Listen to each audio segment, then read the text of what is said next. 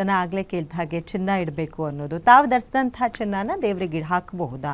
ತೊಳೆದ್ಬಿಟ್ಟು ಲಕ್ಷ್ಮಿಯಾಗಿ ತೊಳೆದು ಹಾಕ್ತಕ್ಕಂಥದ್ದು ಮಾಡ್ಕೋಬಹುದು. ನಿಮಗೆ ಬೇಕಾಗಿರೋದ್ರಿಂದ ಕಲಶದಲ್ಲಿ ಹಾಕ್ಬೋದು.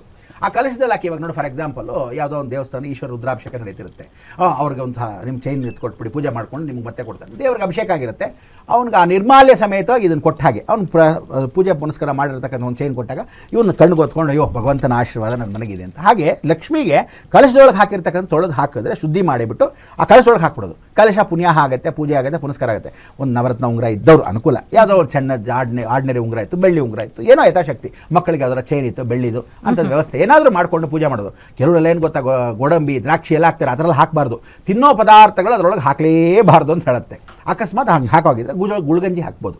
ಅದಕ್ಕೆ ಒಂದು ವಿಶೇಷವಾಗಿರ್ತಕ್ಕಂಥ ಸಂದರ್ಭದಲ್ಲಿ ಪಂಚಗವ್ಯ ಅಂತ ಕರಿತೀವಿ. ಆ ಪಂಚಗವ್ಯಲ್ಲಿ ಹಸು ಗೋಮೂತ್ರವನ್ನು ಒಂದು ಚಿಟಿಕೆ, ಗೋಮಯವನ್ನು ಒಂದಷ್ಟು ಚಿಟಿಕೆ, ವಿಶೇಷವಾಗಿರ್ತಕ್ಕಂಥ ಹಾಲು, ತುಪ್ಪ, ಜೇನುತುಪ್ಪ ಇಷ್ಟನ್ನು ಹಾಕಿ ಪ್ರಾರ್ಥನೆ ಮಾಡ್ಕೊಳ್ಳೋದು. ಈ ಪಂಚಗವ್ಯದಲ್ಲಿ ಇರ್ತಕ್ಕಂಥ ಶುದ್ಧೀಕರಣ ಯಾರು ಸೇವನೆ ಮಾಡಿದ್ರೆ ಕಲಶ ವಿಸರ್ಜನೆ ಮಾಡಿದ ಮೇಲೆ ಪ್ರಾಣಾಯ ಸ್ವಾಹ ಹೇನಾಯ ಸ್ವ ಉದಾನಾಯ ಸ್ವ ಅಂತ ಪ್ರಾರ್ಥನೆ ಮಾಡಿಕೊಂಡ್ರೆ ಅವ್ರ ಮನೆ ಕಲಶ ಪರಿಪೂರ್ಣವಾಗಿ ರಕ್ಷೆ ಇರುತ್ತೆ. ಆ ಮನೆ ಕುಟುಂಬಕ್ಕೆ ಕುಂಭ ಅಂತ ಅದಕ್ಕೆ ಕರೆಯೋದು.